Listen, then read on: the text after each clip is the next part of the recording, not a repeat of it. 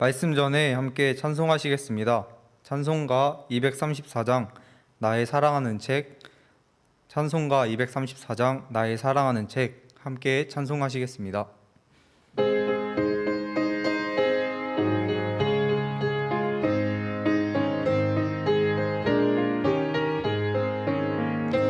나의 사랑하는 책, 비록 헤어졌으나 어머님의 무릎 위에 앉아서 재미있게 듣던 말, 그때 일을 지금도 내가 잊지 않고 기억합니다.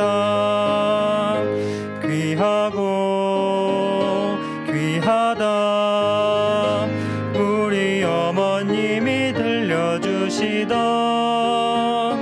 재미있게 듣던 말이 책 중에 있으니 이 성경심이 사랑합니다.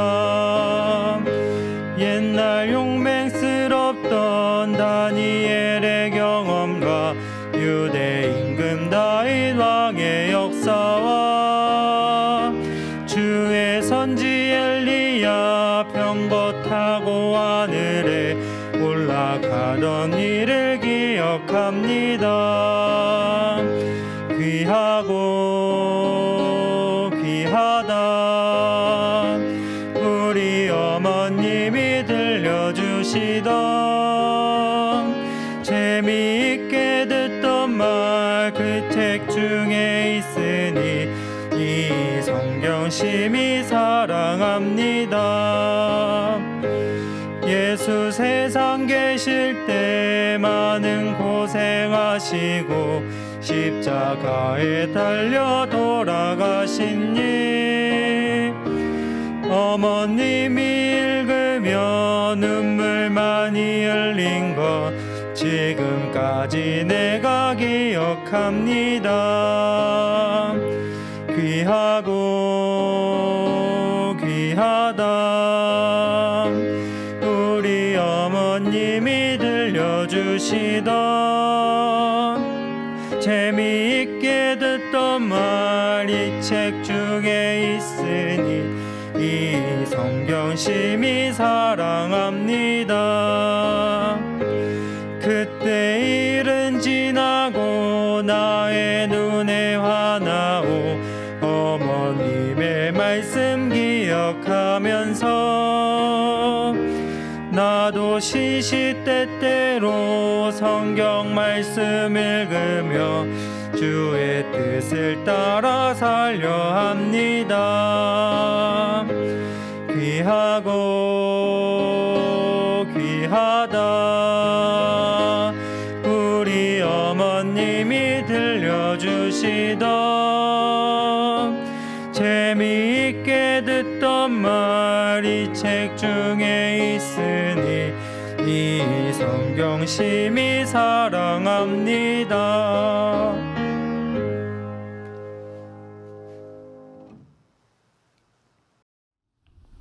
같이 기도하겠습니다. 천지 만물을 창조하시고 인간의 역사를 다스려 가시는 살아계시고 거룩하신 하나님 감사합니다. 하나님을 알 수 있는 귀중한 시간을 허락해 주셔서 우리 중등부 학생들이 한 주일간 전해지는 말씀을 통해 구원을 얻을 수 있는 기회를 주심에 감사드립니다. 간절히 원하기는 이번 중등부 학예 수양회를 통해서 참석한 우리 학생들이 모두 살아계신 참 하나님과 그의 보내신 구원자 예수님을 알고 믿음으로 천국에 들어갈 수 있는 확신을 얻기 원합니다. 하나님 도와주시고 함께해 주시옵소서. 말씀을 전하는 자가 하나님의 말씀을 쉽고 분명하게 전할 수 있게 도와주시고 듣는 우리 중등부 학생들이 이 말씀을 하나님의 말씀으로 받아들일 수 있도록 도와주시옵소서. 시작부터 끝까지 모든 것을 하나님 손에 맡기오며 우리를 사랑하시는 예수님 이름으로 기도드립니다. 아멘. 오늘부터 한 주일간 2021 학예 수양회가 진행되게 되었습니다. 안타까운 것은 우리가 공주 수양관에 모여서 전국 중등부 친구들과 함께 교제도 하고 말씀도 듣고 또 즐거운 음식 먹는 시간도 가져야 될 텐데 아시는 것처럼 코로나로 인해서 그런 상황을 우리가 가지지 못하게 되었습니다. 하지만 감사하게도 이렇게 온라인으로나마 우리 학생들과 하나님 말씀을 배울 수 있게 되어서 참으로 감사를 드립니다. 이번 학예 수양회에 처음 참석하는 중등부 학생들이 분명히 있을 겁니다. 중학교에 처음 올라온 학생들, 중1 학생들이 그 학생들일 거고요. 또 이미 구원받은 우리 학생들의 인도를 받아서 이 자리에 참석한 중학교 학생들도 있을 겁니다. 어찌되었건 2021 중등부 학예 수양회에 참석해 주셔서 감사합니다. 환영합니다. 자, 이번 중등부 학예 수양회는 7일간 말씀이 전해지는데 오늘은 제가 말씀을 전하고요. 내일은 김현호 목사님께서 말씀을 전해 주실 거예요. 저와 김현호 목사님께서 번갈아가며 하나님 말씀을 전할 겁니다. 모쪼록 참석한 모든 학생들이 이 말씀을 잘 듣고 하나님의 살아계심과 예수 그리스도의 나를 향한 사랑을 깨달아 모두가 구원을 얻기를 원합니다. 화면을 보겠습니다. 2021 학예 수양회, 그 중에서 중등부 성경 강연회 오늘 1차 시가 진행이 됩니다. 예전에 중등부 학예 수양회가 어떻게 진행되었는지 제가 인터넷 영상들을 좀 찾아봤어요. 이렇게 밝고 환한 얼굴로 학생들이 모여서 교제도 하고 말씀도 듣고, 말씀을 듣는 건지 들어 누웠는지 모르겠지만 집중하면서 성경을 공부해야 될 텐데 안타깝게도 우리가 각 지역교회에서 이 말씀을 따로 듣게 되었습니다.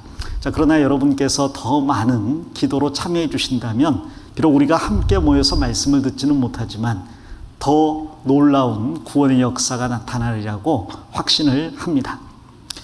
자, 오늘부터 돌아오는 주일까지 7일간 말씀을 배우게 되는데요. 그 7일간 말씀을 배울 내용을 잠깐 소개해 드리도록 하겠습니다.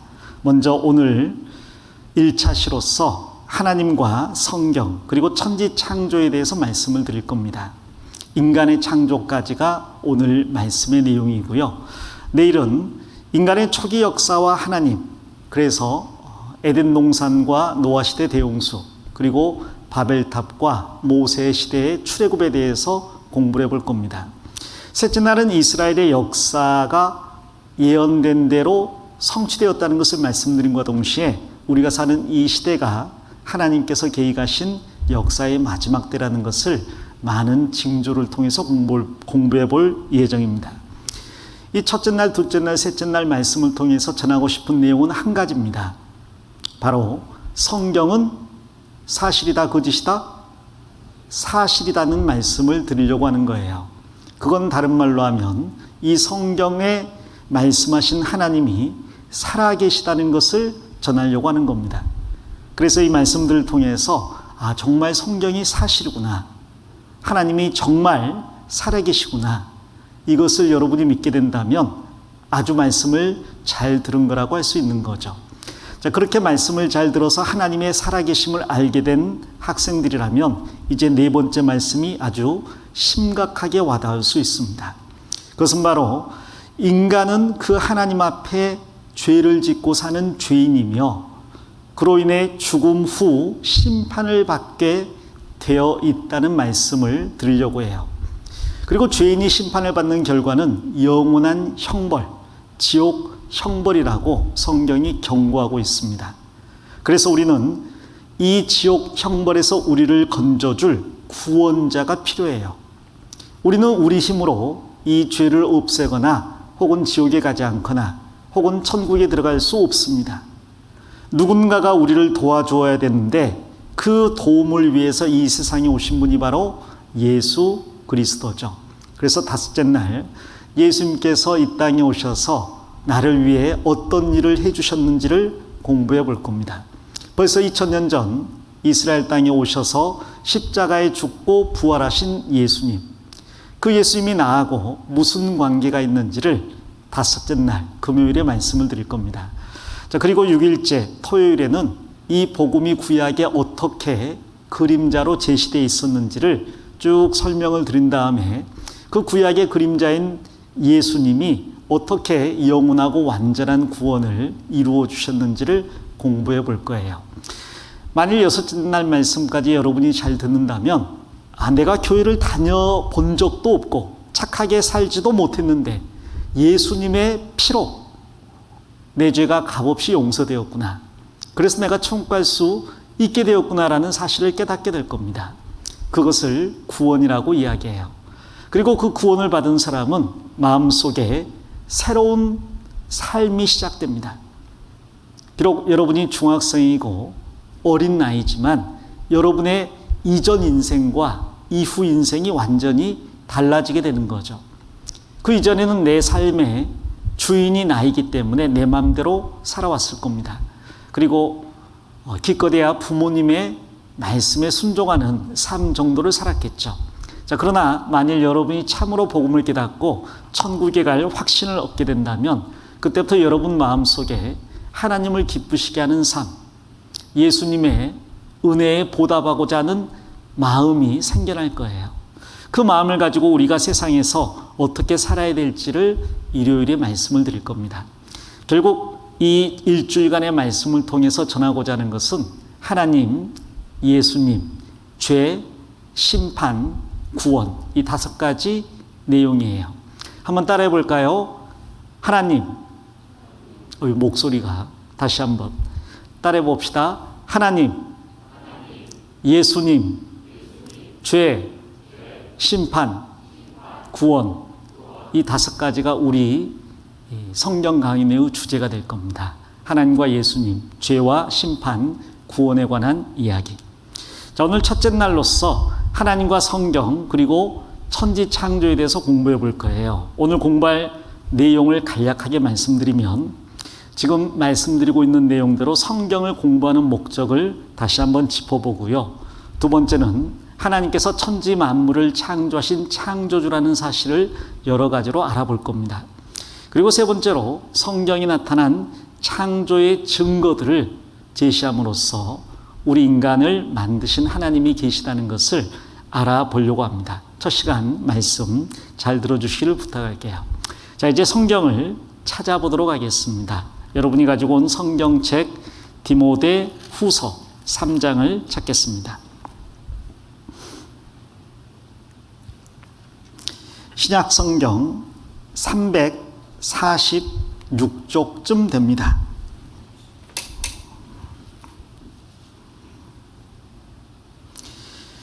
디모데후서 3장 15절을 먼저 읽겠습니다. 같이 읽어보겠습니다. 또 내가 어려서부터 성경을 알았나니 성경은 능히 너로 하여금 그리스도 예수 안에 있는 믿음으로 말미암아 구원에 이르는 지혜가 있게 하느니라. 됐습니다. 자, 먼저 공부해 볼 내용은 성경을 공부해야 되는 이유, 목적에 관한 겁니다. 여러분은 이 시간 그럴 리는 없을 것 같습니다만은 내가 공부해야 되는데 하는 마음을 갖는 학생이 혹 있을지도 몰라요. 그렇죠? 내가 이 시간에 영어를 공부해야 되는데 수학을 공부해야 되는데 그런데 왜 이 시간 교회에 나와서 하나님 말씀을 공부해야 되느냐 하고 불평이 있는 학생들이 혹 있을지도 몰라요. 혹은 이제 많은 학생들이 내가 이 시간 게임을 해야 되는데 왜 여기 나와서 하나님의 말씀을 공부해야 되느냐 하고 불평을 갖는 학생들이 있을지 모르겠습니다. 혹은 어떤 학생들은 아직도 초딩에서 벗어나지 못해서 내가 지금 투니버스를 봐야 되는데 여기서 지금 이러고 있는가 하고 불평을 하는 학생들도 있을지 모르겠어요. 자, 그런데 성경을 공부해야 되는 목적은 그 모든 것을 합친 것보다 더 큰 목적을 가지고 있습니다. 여러분이 공부하는 게 중요한 일이에요. 여러분이 쉬고 취미, 여가 생활을 하는 것도 중요한 일입니다. 게임을 하거나 만화를 보는 것도 당장 여러분에게는 굉장히 중요한 일이겠죠. 자, 그러나 그보다 더 중요한 이유가 있기 때문에 여러분을 이 자리로 초대를 한 겁니다. 도대체 게임보다, 투니버스보다, 혹은 공부하는 것보다 더 중요한 게 뭔가요? 자, 여러분이 공부하는 것이나 취미나 즐거움, 오락생활을 하는 것은 이 세상에서 기쁨을 얻고 누리기 위함이죠. 공부를 열심히 하는 것도 훗날 더 좋은 직장을 얻고 더 나은 사람이 되어서 더 많은 유익을 얻기 위해서입니다. 게임이나 오락을 하는 것도 지금 이 순간 여러분이 어떤 즐거움, 쾌락을 얻기 위해서죠.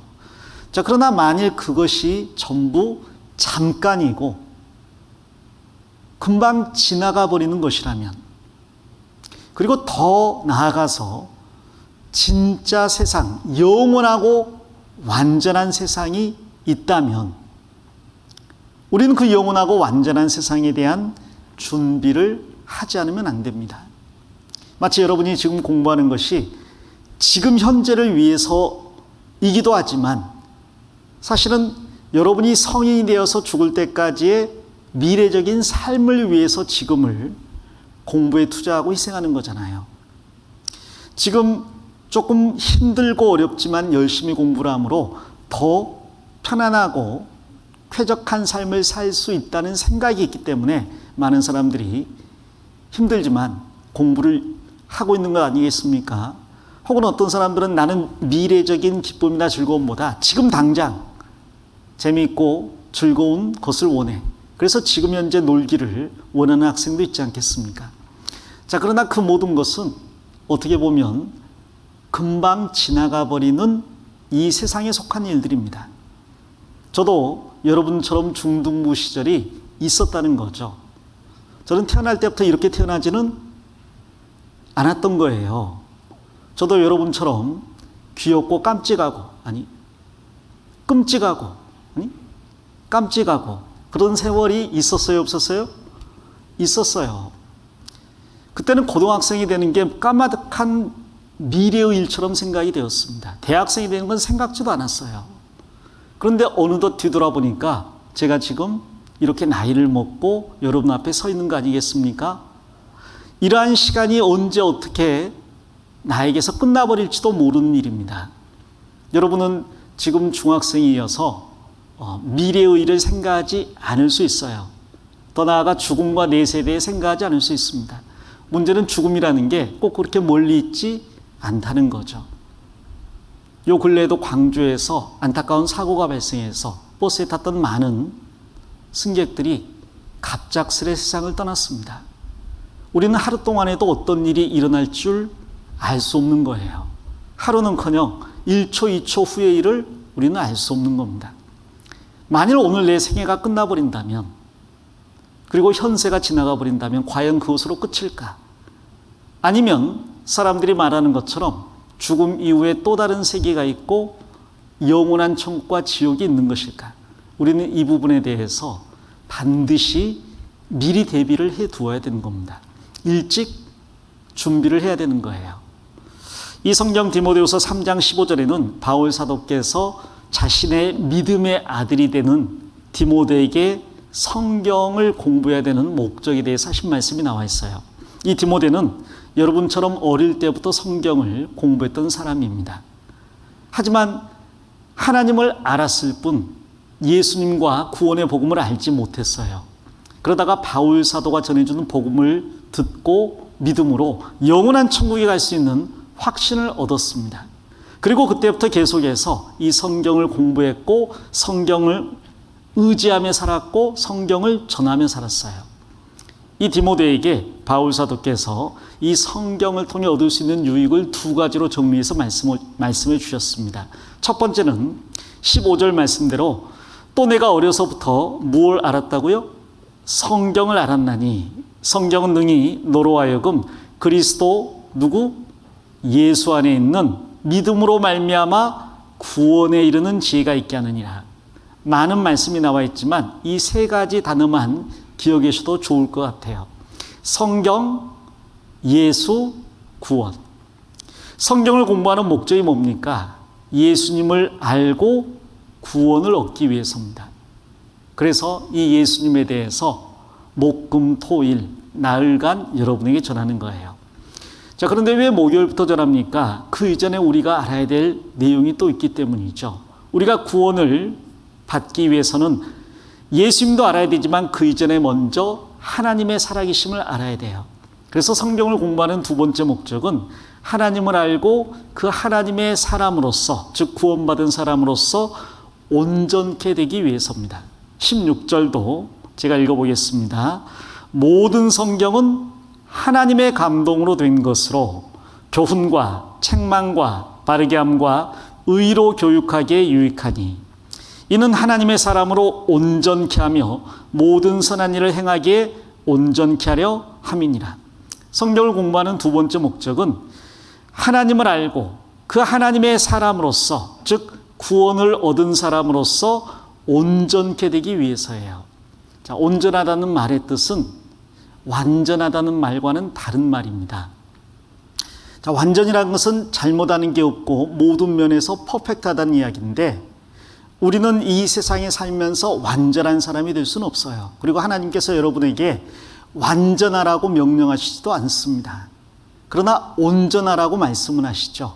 온전이란 건 뭐냐면 예를 들어서 막 태어난 아이는 똥 싸고 오줌 싸는 게 비정상이에요, 정상이에요? 정상이에요. 그 아이가 걸어다니거나 뛰어다니면 그게 비정상인 거예요.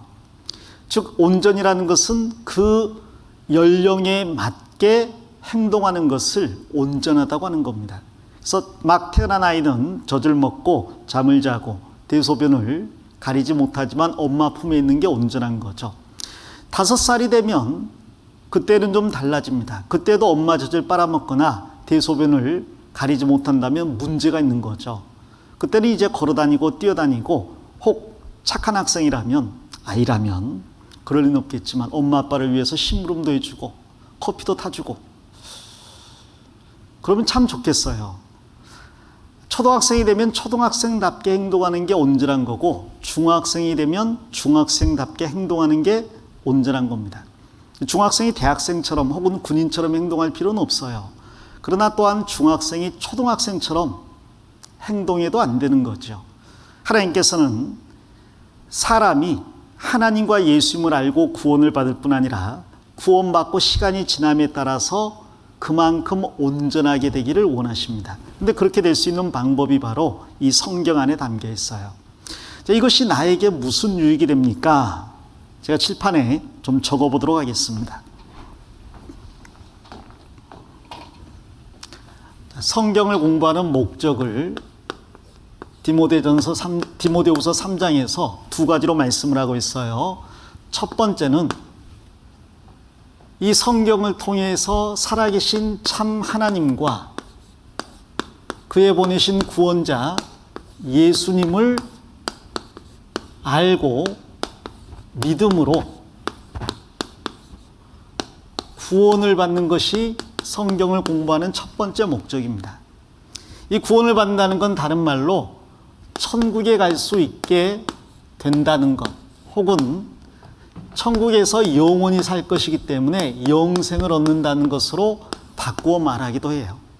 그 핵심은 이제 죄사함인데 그건 나중에 말씀을 드릴게요.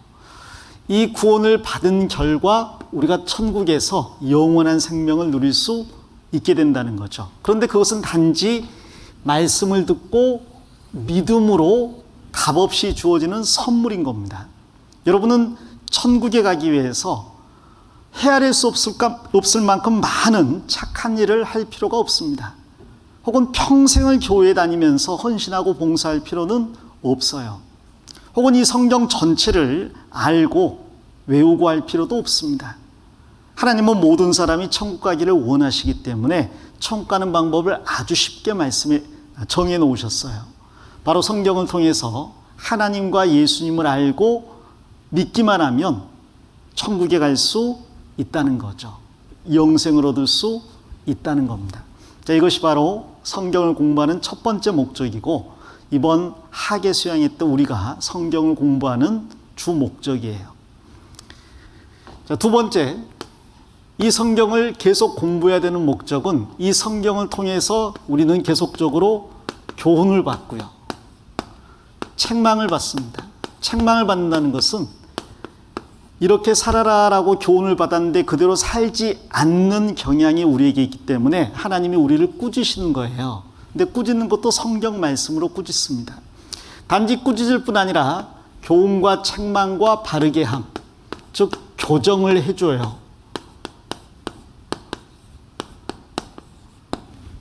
좋은 선생은 꾸짖을 뿐 아니라 잘못된 것을 바로잡아 줍니다. 이 하나님께서도 우리를 꾸짖으시고 다시 바르게 교정을 해주시는데 그 방법이 바로 성경을 통해서 하시는 겁니다. 그리고 우리를 의로 교육하십니다. 사람이 마땅히 살아가야 되는 방법대로, 하나님께서 기뻐하시는 방법대로 살아갈 수 있도록 교육해 주십니다. 이것이 나에게 무슨 유익이 있습니까? 이렇게 성경을 통해 교훈과 책망과 바르게함과 의로 교육을 받을 때 우리는 온전케 된다는 거죠. 그리고 온전케 된 만큼 천국에서 상을 받아요. 그걸 또 다른 말로 영광이라고도 이야기를 합니다. 천국에 들어가는 것은 단지 믿음으로 들어가는 거예요. 그건 값없이 주시는 선물입니다. 그러나 천국에서 어떤 영광을 받느냐, 어떤 상을 받느냐는 우리가 온전케 된 것과 관계가 있는 거죠. 어떤 사람은 겨우 천국만 가서 거기에서 하나님 앞에 부끄러운 영혼을 보내는 사람도 있을 수 있고요. 반대로 천국에서 해처럼 밝게 빛나고 달과 별처럼 빛날 사람도 있습니다. 엄청난 영광 가운데 영혼을 보낼 사람도 있다는 거죠. 이 성경은 이 두 가지를 위해서 기록이 된 거예요. 그러니까 성경을 열심히 공부하는 사람은 첫 번째로 천국에 갈 수 있는 확신을 얻을 뿐 아니라 두 번째로 영원한 영광을 누릴 소망도 갖게 되는 겁니다. 이 첫 번째 목적을 위해서 오늘부터 토요일까지 공부할 거예요. 이게 6일간 공부할 내용입니다. 자, 그리고 주일날, 일요일날 하루 공부할 내용이 바로 이 영광을 위해서 우리가 살아가는 삶을 공부할 거예요. 주 목적은 첫 번째, 하나님과 예수님을 알고 믿음으로 구원을 받는 이것입니다. 여기 참석한 학생 중에는 이미 하나님과 예수님을 올바로 알고 구원받은 학생도 있을 거예요. 어릴 때부터 부모님을 잘 만나서 교회 학교에 다니고 이 성경 강의를 여러 번 듣고 그리고 정말 내가 죄인 걸 깨닫고 하나님 앞에 올바로 회개해서 구원받은 학생들이 분명히 있을 겁니다. 반대로 어릴 때부터 교회를 다녔고 말씀을 여러 번 들었지만 아직 구원의 확신이 없는 채 이 중요한 청소년 시기를 보내는 학생들도 있을 수 있습니다. 혹은 처음으로 이 자리에 와서 이 성경을 공부하는 학생도 있을 거예요. 어떤 위치에 있건 간에 여러분 잘 오셨고요. 이전에 어떻게 여러분이 말씀을 배웠건 그건 뒤로 접어놓고 이제 오늘부터 주일까지 말씀을 잘 들어서 모든 사람이 구원을 받을 뿐 아니라 천국의 영광을 향해 다름질할 각오를 갖는 한 주일이 되었으면 좋겠습니다. 요한복음 5장 39절에 이 성경을 공부하는 목적을 한마디로 이렇게 정리해 놓으셨는데 잠깐 제가 찾아드리겠습니다. 요한복음 5장 39절에 같이 읽어볼까요? 너희가 성경에서 영생을 얻는 줄 생각하고 성경을 상고하거니와 이 성경이 곧 내게 대하여 증가하는 것이로다. 성경에서 무엇을 얻는다고요? 영생을 얻을 수 있다고요. 다른 말로 구원을 얻을 수 있습니다. 또 다른 말로 천국에 갈 수 있는 길을 찾을 수 있어요. 그럼 영생은 어떻게 얻는 겁니까? 두 분을 알아야 된다 그랬죠? 요한복음 10장 3절에서는 영생은 곧 유일하신 참 하나님과 그의 보내신 자 예수 그리스도를 아는 것입니다. 자, 영생을 얻으려면 첫 번째는 하나님을 알아야 되고요. 두 번째는 하나님이 보내신 구원자 예수님을 알아야 됩니다. 예수님은 하나님이 보내신 구원자이기 때문에 예수님을 잘 알려면 하나님을 먼저 알아야 되겠죠. 그래서 오늘부터 수요일까지 하나님에 대해서 먼저 공부를 하는 거예요. 요한복음 3장 15절에 같이 읽어보겠습니다. 이는 저를 믿는 자마다 영생을 얻게 하려 하심이니라. 여기 아는 것이라고 했고 여기는 믿는 거라고 했어요. 아는 것이 바탕이 될 때 믿을 수 있게 됩니다. 여러분은 저를 믿습니까? 아주 불신이 가득한 눈초리로 저를 바라보고 있는데, 여러분이 저를 만일 믿는다면 여러분이 아는 만큼만 믿을 수 있는 거예요. 여기 앉아있는 여러분 중에서는 저를 조금 더 잘 아는 학생도 있을 거고, 조금 아는 학생, 혹은 잘 모르는 학생, 아예 모르는 학생이 있을 겁니다. 자, 아예 모르는 사람은 저를 전혀 믿을 수가 없겠죠. 그러나 저를 조금 아는 학생들은 그 조금만큼은 믿을 거예요. 만일 저를 오랫동안 알아온 학생이 있다면 저를 많이 믿을 수가 있겠죠. 자, 그러나 저를 가장 잘 알고 믿는 사람은 저의 가족이에요. 아는 만큼 믿을 수 있는 겁니다. 어떤 학생들은 오랫동안 교회 다녔는데 하나님에 대한 믿음이 확실하지 않은 경우가 있어요. 자, 그런 학생들은 하나님, 믿음을 주시옵소서, 제가 확신을 가질 수 있게 도와주시옵소서 하고 기도하기 전에 먼저 하나님을 알게 해 주시옵소서라고 기도하는 게 좋습니다. 그게 더 중요합니다. 그리고 하나님을 알려면 이 하나님의 말씀을 잘 듣고 배워봐야 되는 거죠. 이 성경을 열심히 공부함으로 영원한 생명을 얻을 수 있다. 자, 이것은 정말 놀라운 일이 아닐 수 없어요. 2000년 전 십자가에 죽어주신 예수님을 단지 알고 믿었을 뿐인데 영원한 천국에서 영생을 누릴 수 있다. 이보다 더 놀라운 축복의 선물은 없을 겁니다. 자, 여러분이 지금까지 살면서 받아본 선물 중에 가장 큰 선물은 무엇이었습니까? 아마 어떤 학생은 비싼 장난감을 받았을 수도 있고요. 어떤 학생은 해외여행을 가는 선물을 받았을 수도 있습니다. 설마 여러분 나이에 한 10억 원어치 주식을 선물로 받은 학생은 없겠죠. 이 자리에는. 그래도 우리나라에 보니까 부모나 혹은 조부모님이 재벌이어서 여러분 나이에 몇십억, 몇백억 재산을 상속받은 학생들이 있더라고요. 그런 학생은 평생 돈 걱정하지 않고 잘 살 수가 있겠죠. 자, 그런데 어떻게 생각하세요? 100억 원이 더 가치가 있을까요? 100년을 더 사는 게 가치가 있을까요? 그래서 둘 다 여러분한테 실감이 안 나겠네요. 100억 원이 뭔지, 1억 원이 뭔지, 100만 원도 쥐어본 적이 없는 학생들한테 이런 질문을 하고 있으니 잘못했습니다. 또 100년 이야기했는데 20년도 못 산 학생들한테 100년 이야기했으니 제가 여러분의 삶을 너무 과대평가를 했네요. 자, 그러나 돈보다 더 중요한 것은 생명이라고 이 세상 사람들도 이야기를 해요. 예를 들어서 큰 회사를 가진 회장님은 그 회사 때문에 좋아할 수는 있겠지만 만에 하나 병원에 갔더니 중병에 걸려서 앞으로 한 달밖에 못 산다고 합시다. 그럼 그 사람은 더 살기를 원할까요? 돈이 있으니까 만족할까요? 당연히 더 살기를 원할 겁니다. 심지어 더 살기 위해서 자기의 모든 재산을 다 사용한다 할지라도 더 살기를 원할 거예요. 사람들은 돈보다 생명이 더 중요하다는 걸 잘 알고 있어요. 만약 여러분이 길거리를 가고 있는데 킬러가 등장했다고 합시다. 강도 살인범이 등장했어요. 칼을 들고 여러분의 목에 겨눕니다. 끔찍한 일이지만 그런 일이 있다고 가정해 봅시다. 그리고 여러분에게 이야기를 해요. 주머니에 있는 거 다 내놔. 자, 그러면 내 주머니에 있는 걸 다 주고라도 살아야 돼요? 그걸 움켜쥐고 죽어야 돼요? 주머니에 10만 원이 있어. 큰 돈이죠? 그걸 움켜쥐고 죽어야 될까요? 그걸 주고라도 살아야 될까요? 당연한 이야기지. 내가 가지고 있는 걸 다 주고라도 살아야죠. 왜? 생명이 더 중요하니까요.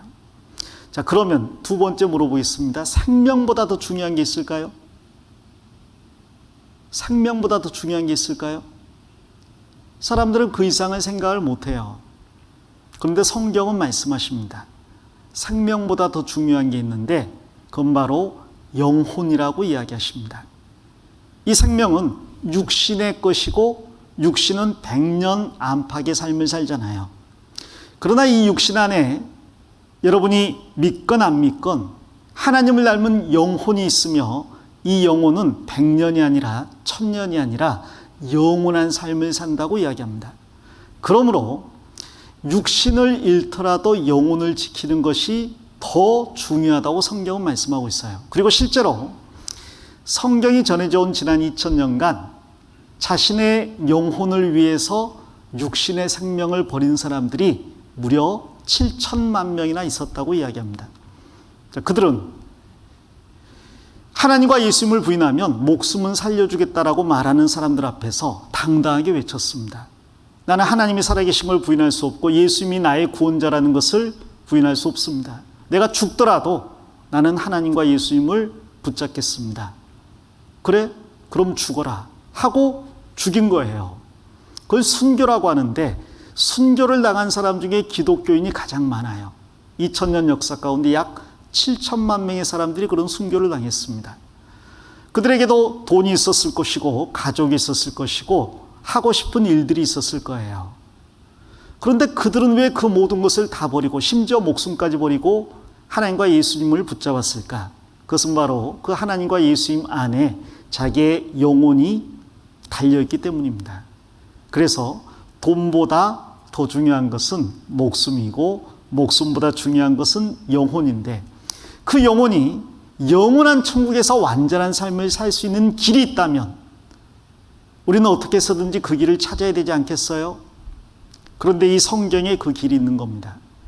내가 천국에서 영원한 생명과 완전한 삶을 누릴 수 있는 길이 바로 이 성경에 있는 거예요. 그러므로 우리는 이 성경을 반드시 공부해야 된다는 거죠. 처음 성경을 공부하는 학생도 잘 들어만 본다면 이 영원한 생명을 분명 얻게 될 겁니다. 천국에 들어갈 수 있는 확신을 얻게 될 거예요.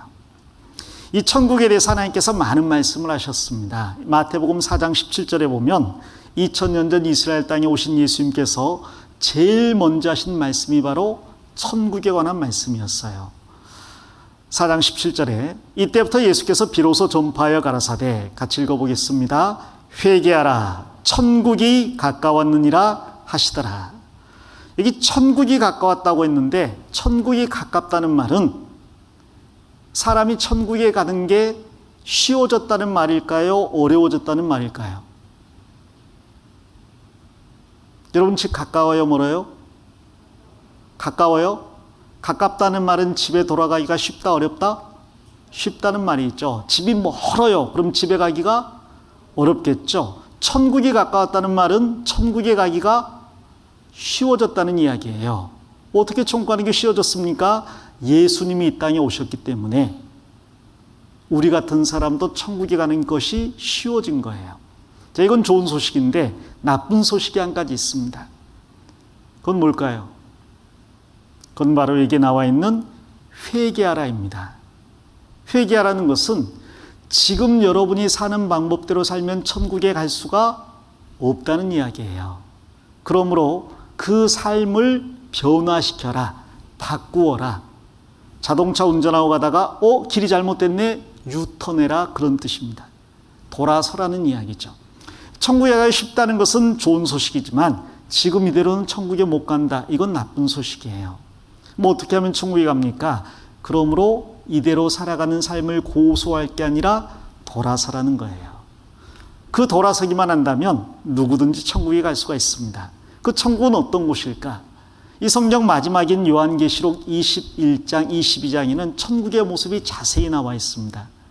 그 중에 이 천국에 한 성이 있다는 말씀이 나오는데요. 이 성의 크기가 거기에 자세히 기록이 되어 있어요.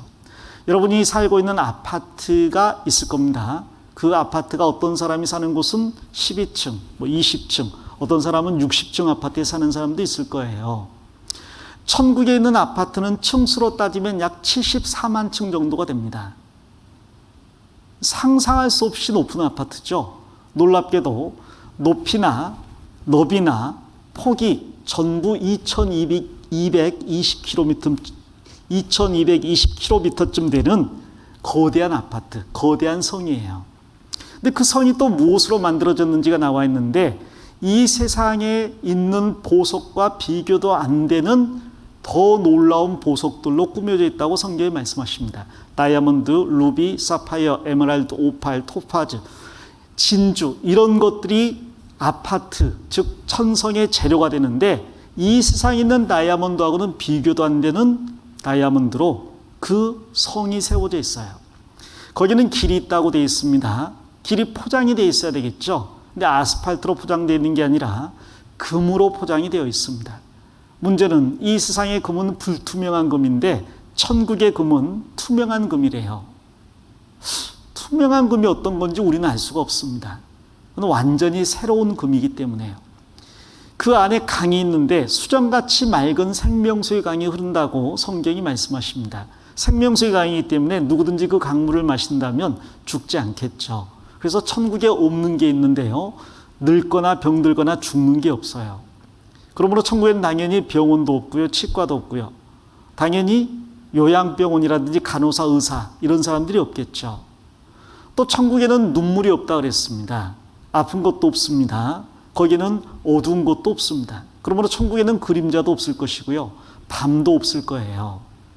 천국에는 매일매일이 환한 낮보다 더 환한 그런 시간들이 될 거예요. 어떤 사람들은 밤이 없으니까 잠을 못 잘 거라고 걱정하는데 걱정하지 마십시오.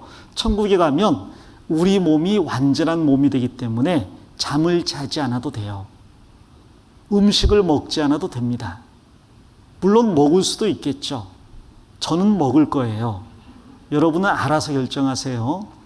그 천국에 가면 또한 비행기나 자동차가 없을 겁니다. 왜냐하면 사람이 이곳에서 저곳까지 우리가 생각하는 것 이상의 빠른 속도로 이동할 수가 있게 될 거예요. 그리고 이 벽이라든지 장애물에 영향을 받지 않게 될 겁니다. 예수님께서 부활하셨을 때 천국에서 입을 그 옷을, 그 몸을 입고 오셨는데 그 예수님은 벽이 막혀 있는 방 한가운데 갑자기 나타나셨어요. 그리고 갑자기 방 한가운데서 사라지셨습니다. 이 세상의 물질과 물질을 통과할 수 있는 신령한 몸으로 오셨거든요. 우리도 그 몸을 입고 천국에 살게 될 거예요. 자, 그러니까 거기에서는 우리가 더 나이를 먹는 일도 없고요. 아픈 것도 없고요. 당연히 죽는 것도 없어요. 그러니까 천국 가면 또한 결혼하는 것도 없을 겁니다. 또한 천국 가면 남자도 여자도 없을 거예요. 어떤 사람은 그래서 중성이요 그러는데요. 그건 모르겠어요. 자, 그런데 천사들은 남자 천사, 여자 천사가 따로 있는 게 아니거든요. 혹은 아기 천사, 어른 천사가 따로 있는 게 아닙니다.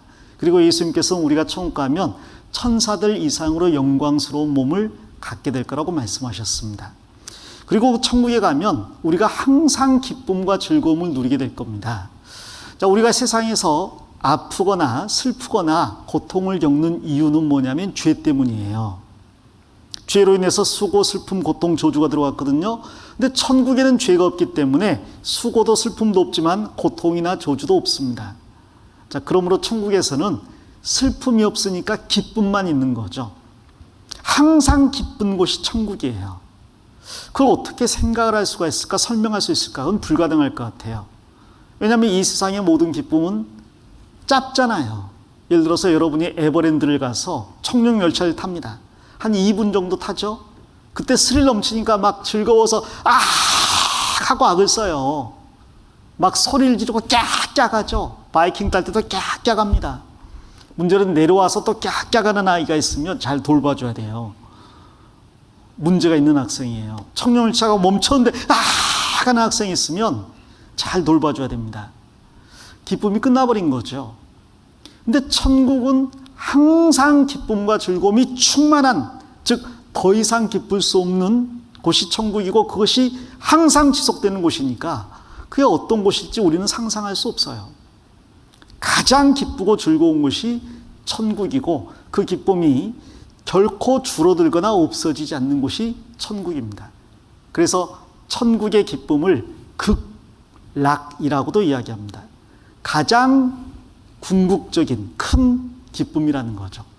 그 천국에서 우리가 하나님과 함께 하나님의 아들이 된 수많은 사람들을 사랑하며 또 사랑을 받으며 살아갈 거예요. 마치 여러분이 친한 친구와 같이 있으면 좋잖아요. 그 친구와 같이 있으면 집에 가기도 싫잖아요. 그 친구와 저녁을 함께 보내고 싶은 마음도 있어서 엄마한테 전화해서 조금만 더 있다 가면 안 돼요? 이야기하잖아요. 나하고 마음이 맞는 친구들이 많다면 더더욱 기쁠 겁니다. 근데 우리가 사는 세상에서는요, 친구끼리도 싸우고 오해하고 다투고 헤어지고 또 친구에게 비난을 받거나 왕따를 당하거나 친구에게 상처를 받기도 합니다. 천국에서는 모든 사람이 다 나를 사랑하고 나도 모든 사람을 사랑하는 곳이에요. 그리고 다시는 헤어질 필요가 없는 곳이죠. 여러분이 만일 친구들과 캠핑을 갔는데 그것도 저 유럽이라든지 호주라든지 캐나다 같은 곳으로 여행 캠핑을 갔는데 그 시간이 너무 즐겁다고 합시다. 그런데 언젠가 그 시간이 끝나버리면 돌아와야 되잖아요. 그리고 헤어져야 되잖아요. 천국은 헤어짐이 없는 곳이에요. 자, 그 천국에 가는 것은 인간이 누릴 수 있는 가장 큰 복입니다. 그 천국에서 우리는 천사들의 섬김을 받으며 살게 될 겁니다. 이 천사란 말 자체가 하늘 천자에다가 일하는 사람들 할 때 그 사자를 썼어요. 종입니다. 하늘에서 섬기는 자들이 천사예요. 그들이 누구를 섬기느냐? 바로 천국에 간 인간들, 여러분을 섬기게 되는 거죠. 그 천사의 섬김을 받으며 하나님을 섬기는 가운데 사람들과 영원한 사랑, 완전한 사랑을 누릴 수 있는 그 천국에 들어가는 건 인간의 가장 큰 축복이자 행복입니다. 놀라운 것은 그 천국에 들어가기 쉽도록 하나님께서 모든 것을 다 준비해 놓으셨다는 거죠. 2000년 전에 벌써. 그리고 저희는 그것을 여러분에게 전해주기를 원하는 겁니다. 성경을 공부하는 첫째 목적, 하나님과 예수님을 알고 믿음으로 구원을 받아 천국에서 무엇을 누리자고요? 영생을 누리는 것. 그것이 성경을 공부하는 첫 번째 목적입니다. 자, 그럼 이제 이 성경을 통해서 하나님에 대해 알아봐야 되겠는데요. 오늘 이 시간 그리고 내일, 모레까지 3일간 성경을 통해 하나님을 알아보는 시간을 가지려고 합니다. 먼저는 이 성경이 어떻게 기록되었고 이 성경과 하나님이 어떤 관계에 있는지를 말씀을 해드리겠습니다. 이건 찾아보겠습니다. 성경 요한복음 1장 1절입니다.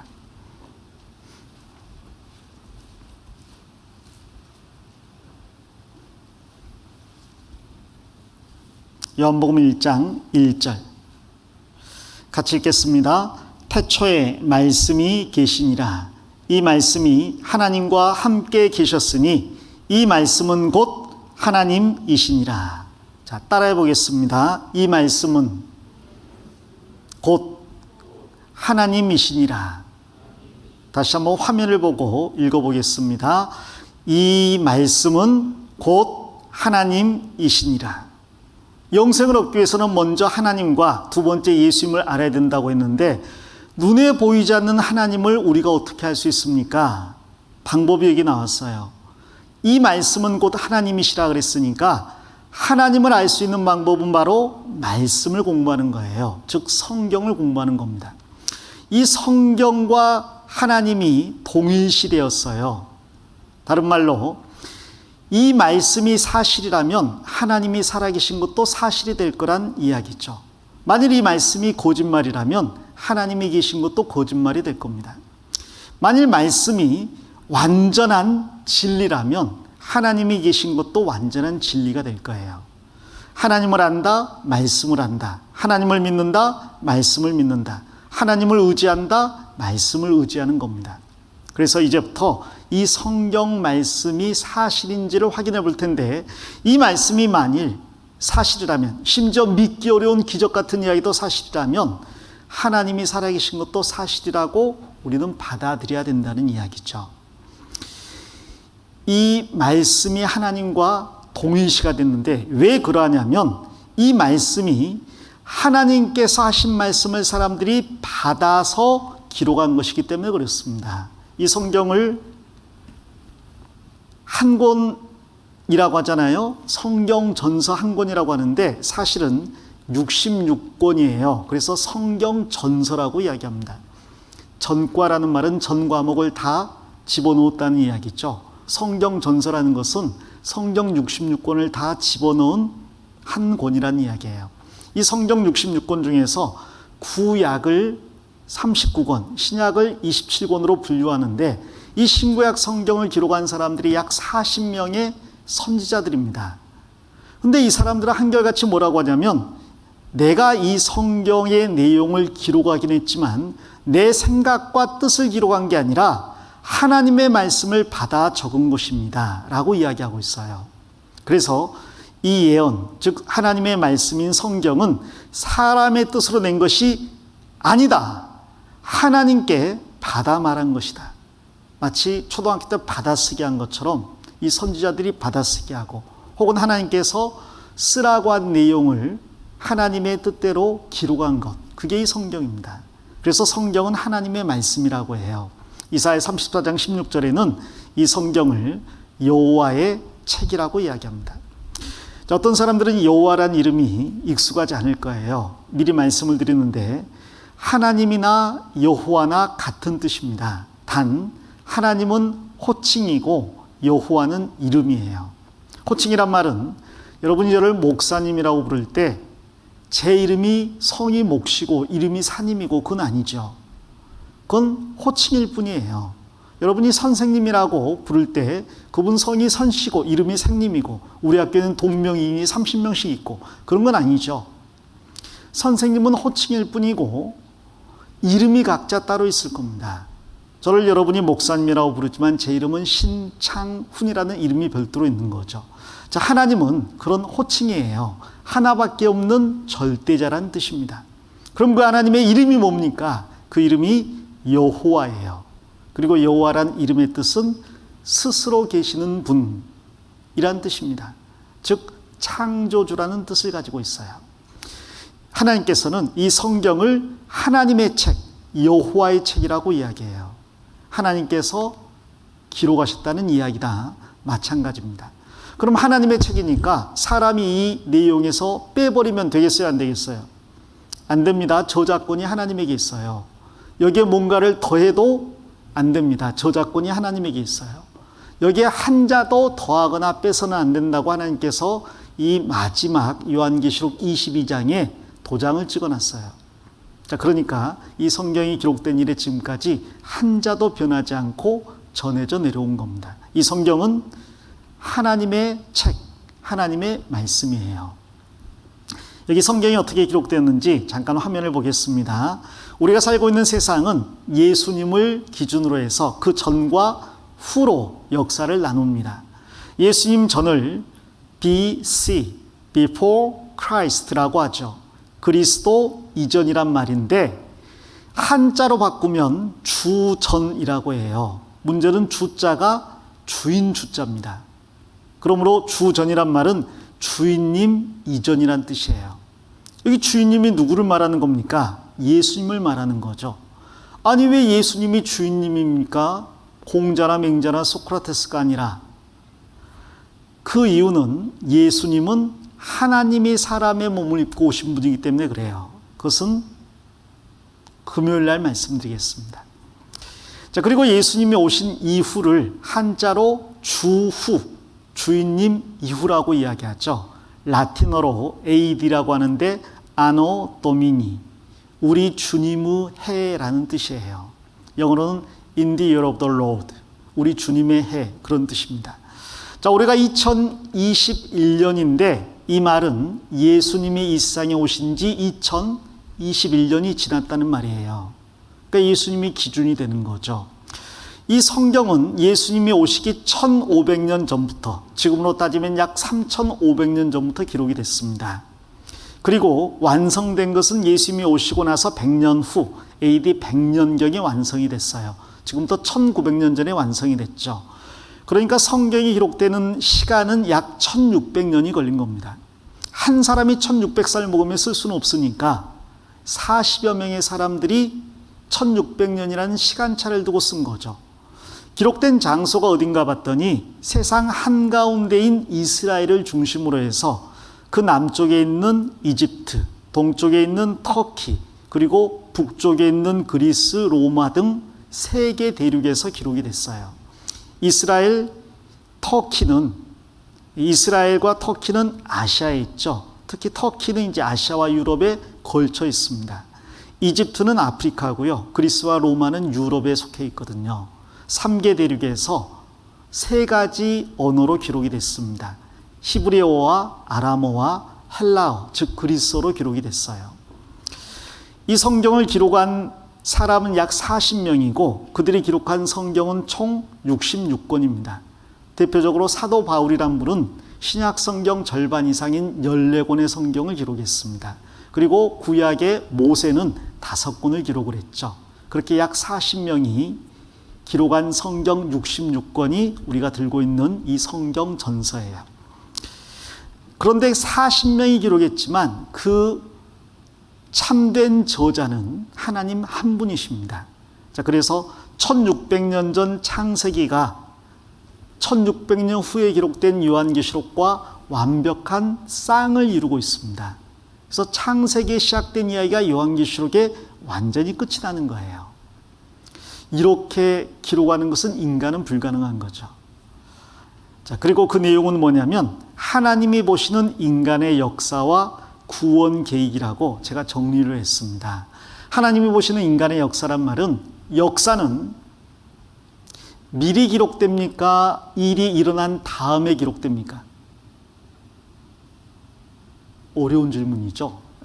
역사는 어떤 일이 일어난 다음에 기록이 되나요? 일어나기 전에 기록이 되나요? 다음에 기록이 됐죠.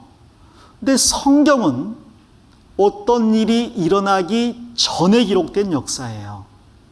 3500년 전에 지금 이 시대에 일어나는 일도 기록이 되어 있고 앞으로 일어날 일도 기록이 되어 있습니다. 어떻게 미래의 일이 성경에 기록되어 있습니까? 그 미래에 대해서 하나님이 아시고 미리 기록하신 거예요. 그래서 성경은 미리 기록된 역사 혹은 하나님이 보시는 인간의 역사입니다. 그리고 그 가운데서 천국 갈 사람을 건져내는 구원의 이야기가 담겨 있는 게 성경입니다. 이 성경이 놀라운 책인 게요. 성경이 매년 얼마나 많이 번역이 되고 또 배포가 되는지 그것만 봐도 성경은 보통 책이 아닌 거예요.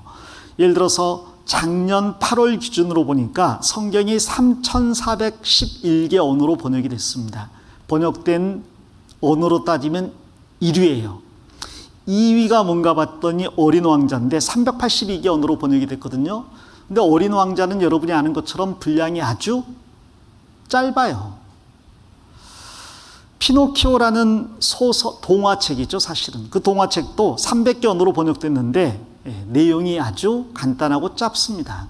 성경은 이렇게 두껍고 내용도 복잡한데 이것이 3,400개 이상의 언어로 번역이 됐어요. 가장 많은 언어로 번역이 됐죠. 그래서 지구상에 72억 명의 사람이 산다면 그 중에서 2억 5천만 명을 제외하고는 모두가 성경을 자기 언어로 볼 수 있다고 이야기합니다. 그러니까 약 69억 5천만 명 정도가 자신의 모국어로 성경을 읽을 수 있는 거죠. 놀라운 책입니다. 그리고 성경은 매년 약 3억 권에서 5억 권 이상이 팔리는 책이기도 해요. 그리고 이 성경은 계속해서 번역을 하고 있는데 7,000명의 번역가들이 2025년까지 성경을 지구상의 모든 언어로 번역하는 것을 목표로 세워서 열심히 일하고 있다고 보도가 나왔어요. 몇 년 안 남은 거죠. 2019년에 성경이 얼마나 많이 반포되었는가, 산 사람도 있고 공짜로 주기도 했는데 얼마나 많이 반포됐는가 봤더니 약 3억 1,500만 권이 반포가 됐습니다. 근데 보통 책 한 권 만들어서 3,000권 팔기가 어려워요. 10,000권 팔면 부자가 됩니다. 1,000,000 권 팔면 재벌이 될 거예요. 뭐 예를 들어 해리포터 같은 경우에 굉장히 많이 팔렸잖아요. 그 해리포터를 쓴 저자는 재산이 수십조에 달하죠. 그 많은 그 인세를 받아들여서 저작권료로. 성경은 그것과는 비교가 안 됩니다. 매년 3억 권에서 5억 권이 배포가 돼요. 왜 이렇게 많이 배포가 될까? 하나님의 말씀이기 때문에 그렇죠. 성경에는 인간의 어떠한 것보다 가장 확실한 진리가 있다라고 뉴턴이라는 사람이 이야기를 했습니다. 유명한 수학자이자 물리학자이고 빛에 대해서, 미분이나 적분에 대해서 탁월한 업적을 남긴 사람이고 그 유명한 만유 인력을 발견한 과학자죠. 뉴턴뿐 아니라 자기 분야에서 최고로 성공한 생화학자가 됐건 천문학자가 됐건 전자기학자가 되었건 생물학자가 되었건 이 모든 과학자들은 전부 하나님이 살아계심을 인정했고 성경이 하나님의 말씀인 것을 받아들였어요. 그들이 연구를 해보니까 하나님이 안 계시면 이 우주 만물이 존재하는 것 자체가 불가능하다는 걸 알게 됐거든요. 그래서 세계에서 가장 강한 나라인 미국도 대통령이 취임할 때는 이 성경에 손을 얹고 하나님 앞에 취임 선서를 합니다. 예전 대통령인 빌 클린턴 대통령도 성경에 손을 얹고, 그 다음 조지 부시 대통령도, 그 다음 버락 오바마 대통령도, 그 다음 트럼프 대통령도, 그리고 지금 대통령인 조 바이든 대통령도 성경에 손을 얹고 하나님의 뜻대로 세상을 다스리고 미국을 이끌어 나가겠습니다 라고 선언을 해요. 이 사람들이 바보가 아니죠. 세계 최고의 나라 미국에서 이 성경의 권위를 인정하고 대통령보다 혹은 대법관보다 더 하나님의 말씀을 높이고 있습니다. 문제는 이런 놀라운 성경을 사람들이 제대로 공부해 볼 기회가 없다는 거죠. 교회를 다니는 사람조차도 성경을 한 번이라도 제대로 읽어본 적이 없다. 그게 절대 다수였어요. 그래서 이번에 성경을 잘 공부해 봐야 되겠습니다. 자, 이제 남은 시간 한 30분 정도는 하나님의 창조주이심을 공부를 해보도록 하겠습니다. 창세기 1장 1절 찾아보겠습니다. 창세기 1장 1절입니다.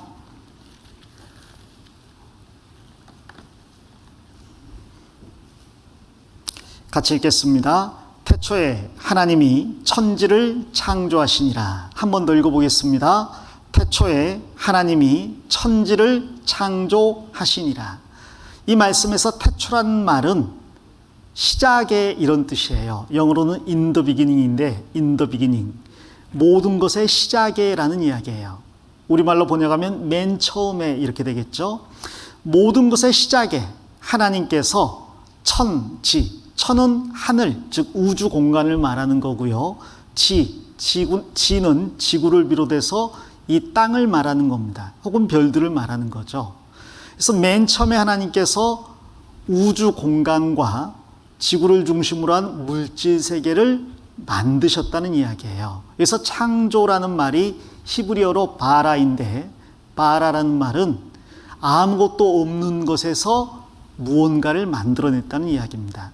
영어로는 create죠. create하고 made하고는 차이가 있어요. made는 이미 있는 재료를 가지고 무엇을 만들 때 made라고 합니다. create는 아무것도 없는데 무엇을 만들어냈을 때 create라고 해요. 하나님께서 아무것도 없는 데에서 우리가 살고 있는 세상의 모든 것을 만들어내셨다고 성경이 선포하고 있는 겁니다. 이 말씀이 사실이라면 우주를 만드신 창조주 하나님이 계시는 거예요. 그리고 우리를 만드신 분도 하나님이실 게 분명한 겁니다. 그러므로 만일 창세기 1장 1절 이 한 구절을 믿는다면 우리는 성경 전체를 다 믿을 수도 있습니다. 반대로 이 한 구절이 그렇게 믿기가 또 어렵다고 이야기합니다. 왜냐하면 분명히 우주와 지구에는 많은 것들이 존재하고 있는데 이것이 저절로 생겨날 수는 없으니까 하나님을 인정해야 되는데요. 하나님을 인정하려면 그럼 그 하나님을 주인으로 섬기고 살아야 되는 책임도 뒤따르거든요. 그래서 사람들은 이 한 구절을 믿기를 싫어해요. 안 믿어진다기보다 믿기를 싫어하는 겁니다. 하나님이 어디 있어? 세상은 저절로 생겼고 인간은 동물이 진화해서 생긴 거야. 그러니 인간도 동물과 마찬가지로 죽으면 끝나버리고 천국도 없고 지옥도 없어. 그러니 이 세상에서 잘 먹고 잘 살면 그게 최고야 라고 믿고 싶은 거예요. 그래서 이 한 구절을 안 받아들이려고 합니다. 여러분 어떻게 생각합니까? 지금 우리가 살고 있는 우주와 지구 그리고 여러분이 어쩌다 보니까 우연히 저절로 존재하게 되었을까요? 아니면 정말 창조주 하나님이 계셔서 그분이 특별한 계획과 목적을 가지고 만드셨을까요? 우린 둘 중에 하나만을 받아들여야 됩니다. 성경 전체는 하나님께서 우주와 지구와 만물을 만드셨다고 계속 반복에 말씀하셔요. 이사야 45장 18절을 보시면 여호와는 하늘을 창조하신 하나님이시며 땅도 조성하시고 견고케 하시되 헛되이 창조치 아니하시고 사람으로 거하게 지으신 자시니라. 하나님이 지구를 만드실 때 특별히 사람이 살 수 있도록 만드셨다고 이야기하십니다. 근데 참 이상하게도 우주에 이렇게 별이 많은데요, 이 많은 별 중에 생명체가 존재하거나 혹 인간이 존재할 수 있는 별은 지구밖에 없다고 과학자들이 이야기해요. 우주에 많은 별들이 있어요. 얼마나 별이 많은지 바다의 모래 알갱이 숫자보다, 지구에 있는 모든 모래 알갱이 숫자보다 하늘의 별이 훨씬 더 많다고 합니다. 그런데 생명체가 존재하려면 한 20만 가지 조건이 한꺼번에 갖춰져야 되거든요. 근데 그런 조건을 한꺼번에 갖출 수 있는 별이 우주에 존재할 수 없다는 거예요. 이렇게 별이 많음에도 불구하고. 그래서 지구라는 게 인간을 위해서 특별히 설계된 게 아니냐라고 천문학자들, 물리학자들이 한결같이 이야기를 해요. 이 달만 해도 지구에 가깝잖아요. 문제는 달에 가면 풀 한 포기도 없고 물 한 방울도 없다는 거예요. 당연히 생명체도 없는 거죠. 지구에 그렇게 흔하게 있는 파리, 모기도 달에서는 살 수가 없는 겁니다. 심지어 박테리아 같은 것도 살 수가 없는 거예요. 이 달은 북극이나 남극보다 훨씬 더 살기 어려운 조건이 있거든요. 일단 공기도 없고 중력도 너무 약하고, 그래서 사람이 뛰어버리면 어디까지 뛸지를 몰라요. 만약 여러분이 달에 가서 점프를 한다면 지구에서 뛰는 것보다 6배 이상을 뛰게 될 겁니다. 이게 좋을 것 같죠? 잘못 뛰면 영영 빠이빠이예요. 못 돌아와요. 인력도 약합니다. 자, 그런 우주의 별들을 보면서 지구가 정말 하나님께서 사람을 위해 특별히 만드신 별임이 틀림없다라고 많은 학자들이 이야기합니다.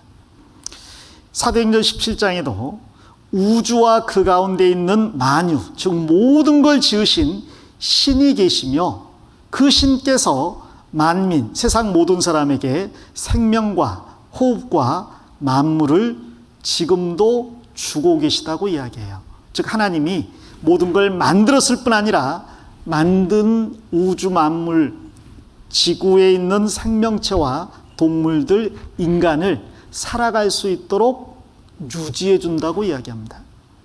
부모님은 나를 낳아줄 뿐 아니라 내가 살 수 있도록 계속해서 매일같이 먹을 것을 공급해 주고 돌봐 주어야 되는 분이잖아요.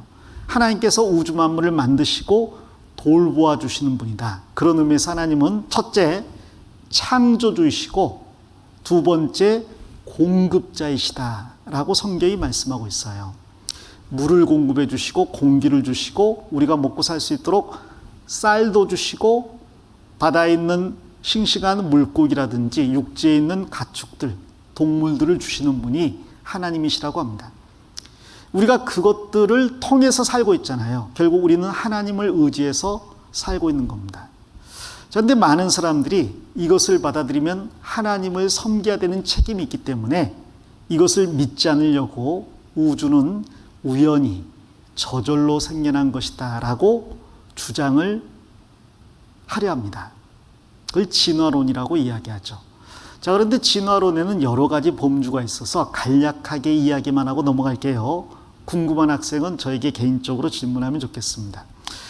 만일 우주와 지구와 사람이 저절로 생겨났다는 것을 주장하려면 다음에 5가지를 확실하게 설명할 수 있어야 돼요. 그 5가지는 뭐냐면, 첫 번째, 우주가 어떻게 시작되었습니까? 이에 대해서 답변할 수 있어야 됩니다. 그리고 과학자들은 답변하기 위해서 많은 애를 썼고 지금 현재 빅뱅이라는 것을 해답으로 제시하고 있어요. 이 우주와 시간, 공간, 물질은 빅뱅에 의해서 생겨났다고 주장을 하는 거죠. 자, 그런데 문제는 뭐냐면 빅뱅이 왜 있어야 했습니까? 혹은 빅뱅이 누구에 의해서 생겨났습니까? 이런 것에 대해서는 어느 누구도 설명을 못합니다. 이런 거예요. 여러분 도미노 알아요? 도미노? 도미노 피자 말고 도미노 알아요? 도미노는 여러 개의 도미노 칩을 쌓아놓고 뒤에서 턱 밀면 쭉 넘어지잖아요.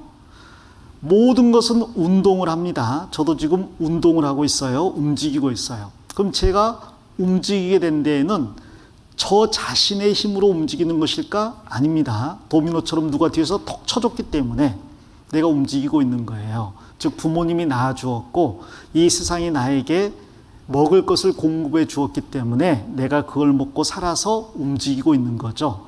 즉 내가 움직이고 살아갈 수 있도록 공급해 준 내 뒤에 원인이 있어요.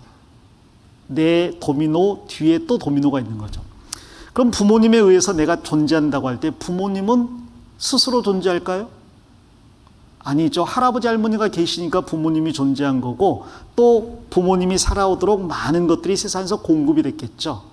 그러니까 세상 모든 것들은 존재하게 될 때 스스로 존재한 게 아니라 또 운동할 때 스스로 운동한 게 아니라 뒤에 원인이 있었던 거예요. 그럼 그 원인이 계속 이어져서 무한히 계속될까? 그렇지 않습니다. 도미노도 아무리 많아도요. 끝에 제일 첫 번째 도미노가 있죠. 근데 거기에 넘어져야 다 넘어지는 거죠. 그럼 제일 뒤에 있는 그 첫 번째 도미노는 스스로 넘어졌어요? 누가 밀었어요? 누가 밀었어요? 사람이 톡 밀었어요. 우주에 있는 모든 것들은 스스로 존재하는 게 아니라 존재케 하신 분에 의해서 존재하게 된 겁니다. 스스로 운동하는 게 아니라 운동하게 하신 분에 의해서 운동하게 된 거예요. 즉 제1원인이 있어야 됩니다. 근데 빅뱅을 설명하는 과학자들은 빅뱅에 의해서 우주가 생겨났다고 말은 하지만 그럼 빅뱅이 왜 생겨났습니까? 제1원인은 모릅니다. 과학자들도 모른다고 해요. 그게 정직한 답변이죠. 성경은 그 제1원인이 하나님이시라고 이야기해요. 태초에 하나님이 천지를 창조하시니라.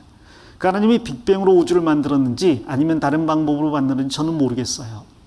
그러나 하나님이 계시지 않으면 이 모든 것은 설명이 되지 않는 겁니다. 이게 우주가 이렇게 뻥 터져서 팽창하면서 지금의 우주가 생겨났다고 하는데 그럼 왜 뻥 터졌습니까? 그 원인이 있어야 될 거 아니에요. 그것은 과학자들도 몰라요. 성경은 하나님께서 천지를 창조했다고 말씀하시는 거죠. 과학자들에 따르면 우주는 커다란 폭발, 즉 빅뱅으로 시작됐다고 한다. 그러나 빅뱅이 어떻게 시작되는지는 설명하지 못한다. 과학이라는 것은 특별히 한계가 있거든요. 특히 저희 천문학 같은 경우도 그렇고 생명진화론도 그렇고 제1원인까지 설명할 수 있는 것이 아니거든요. 제1원인은 아직도 설명할 수 없고 또 관측적인 실험적인 증거가 없습니다. 우리는 단지 우리가 실험이나 관측으로 검증 가능한 영역에서 이러이러하게 우주의 역사가 전개되었구나 하는 걸 알 뿐이지 처음에 어떻게 전개되었는지는 증거가 지금 없기 때문에 모릅니다. 자, 모른다고 하는 것이 정직한 고백이라고 이 우주 천문학자 연세대 교수님도 이야기를 합니다. 빅뱅은 어떻게 시작되었을까? 우리는 모릅니다. 자, 두 번째로 화학적 진화라는 게 있는데 우주가 처음 생겨났을 때 우주에는 수소가 대부분이었을 거라고 이야기해요. 근데 지금 지구에만 해도 100가지 이상의 원소가 있거든요. 그럼 수소가 어떻게 다른 원소로 바뀌었을까? 지구에는 금도 있죠, 철도 있죠, 칼륨이나 칼슘도 있고 우라늄도 있습니다. 수소가 어떻게 우라늄이 됐을까? 혹은 금이 됐을까? 이런 건 설명할 수도 없고 검증도 안 돼요. 자, 세 번째로 별은 어떻게 생겨나게 되었을까? 사람이 살려면 지구 같은 별이 있어야 됩니다. 그리고 별이 있으려면 원소들이 있어야 돼요. 문제는 뭐냐면 별이 어떻게 생겨났는지 설명할 수 있는 우주과학자가 아무도 없다는 거예요. 그리고 별이 생겨나려면 원소가 있어야 되는데 또 다른 사람은 원소가 생기려면 별이 있어야 된다고 이야기해요. 별이 없으면 원소가 생겨나지 않는다고 이야기합니다. 근데 역으로 원소가 있어야 또 별이 되거든요. 그래서 닭이 먼저냐 달걀이 먼저냐 과학자들은 이것을 설명할 수가 없고 앞으로도 못할 겁니다. 네 번째는 별이 생겨났다고 할 때 그럼 별 안에 이런 꽃부터 시작해서 나무라든지 동물들, 그것도 개미부터 시작해서 지금의 코끼리까지 엄청난 동물들이 있는데 그 모든 동식물은 최초의 생명으로부터 나왔다고 이야기하거든요. 그럼 어떻게 물체가 생명이 되었느냐? 이걸 설명을 못합니다. 여러분, 탁자는 생명체예요, 물체예요? 물체죠? 그럼 이 물체가 생명체가 될 수 있을까요?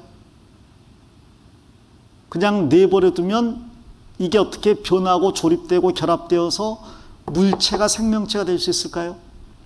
이걸 설명할 수 있는 사람은 전혀 없어요. 그리고 생명은 생명에서만 나온다. 이게 바로 유명한 파스테르의 발견입니다. 파스테르 하면 뭐가 생각나죠? 우유, 요구르트. 유명한 프랑스의 생화학자거든요. 이분이 확실하게 알아낸 것은 물체는 생명이 될 수 없다. 생명은 생명에서만 나온다는 거예요. 그러므로 우주와 생명이 저절로 시작되었다는 건 말이 안 된다는 거죠. 다섯 번째로 생명체가 생겨났다 할지라도 최초의 생명체는 바닷속에 있었던 해양 생명체라고 합니다. 그게 어떻게 물고기가 되고 또 물고기가 밖으로 나와서 개구리 같은 양서류가 되고 그 개구리 같은 양서류가 또 어떻게 해서 파충류가 되고 또 하늘을 나는 조류가 되고 또 젖을 먹여 기르는 포유류가 되고 또 유인원이 되고 인간이 되고 침팬지가 됐는지 아무도 설명을 못해요. 그리고 그것을 입증하는 화석도 전혀 없습니다. 옛날에도 개구리는 개구리였고 사람은 사람이었지 개구리 같은 양서류가 오랜 시간이 지나니까 사람이 되는 건 절대로 아니라는 거죠. 여러분, 사람이 원숭이를 낳을 수 있을까요, 없을까요? 없어요. 마찬가지로 원숭이가 사람을 낳을 수도 없습니다. 그런데 이상하게도 진화론에 의해서는 그들의 조상은 같다 그래요. 그럼 유인원이란 조상이 인간도 낳고 원숭이도 낳았을까요? 그럴 수는 없습니다.